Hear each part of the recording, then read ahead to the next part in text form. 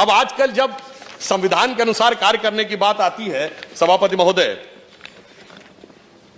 तो मुझे ध्यान आया कि संविधान को देखा जाए, संविधान की मूल प्रति पर भी थोड़ी दृष्टि डाली जाए।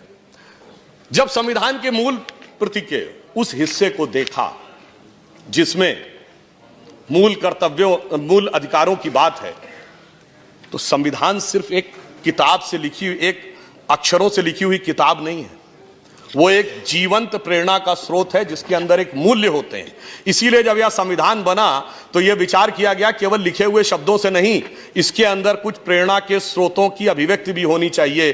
तो उसमें कई चित्र डाले गए और नंदलाल बोस जो कि प्रख्यात चित्रकार थे, उन्होंने डाला। तो मैंने देखा कि जिस हिस्से में अगर आप देखें अधिकारों का वर्णन है, उसके ऊपर चित्र किसका बना है? उसके ऊपर चित्र बना हुआ है भगवान राम का।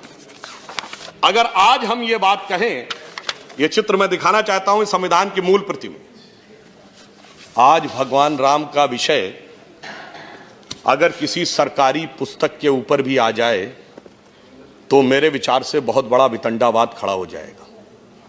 परंतु संविधान निर्माताओं के विचार में सारे अधिकार मर्यादा की सीमा के अनुसार हैं।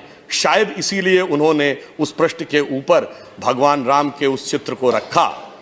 और आपने यह भी देखा कि भगवान राम का विषय, राम जन्मभूमि का विषय भी सभी मर्यादाओं और व्यवस्थाओं को पूर्ण करते हुए मर्यादा पुरुषोत्तम का विषय पूरी मर्यादा के साथ अपने मुकाम तक पहुंचा।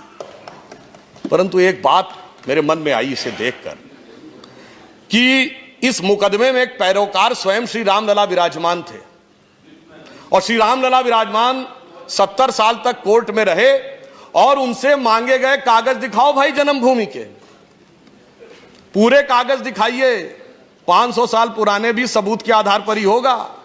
और सभापति महोदय, कागज सिर्फ हिंदी और संस्कृत में नहीं, अंग्रेजी में नहीं, फारसी में भी दिखाने पड़े जो फारसी के कागज थे। और यह प्रमाण है, हमारे विरोधी पक्ष में तो कपिल सिब्बल जी उस विषय में रहे, उन्होंने वो फारसी के कागज देखे होंगे। कहावत है ना, हाथ कंगन को आरसी क्या, पढ़े लिखे को फारसी क्या।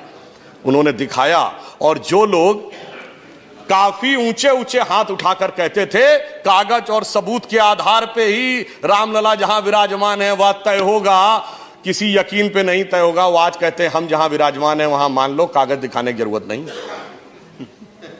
इसे देखकर तो मुझे सभापति जी ऐसा लगता है कि शायद रामचंद्र कह गए सिया से ऐसा कलयुग आएगा कि रामलला तो कागज देंगे, बाकी कोई ना दिखाएगा।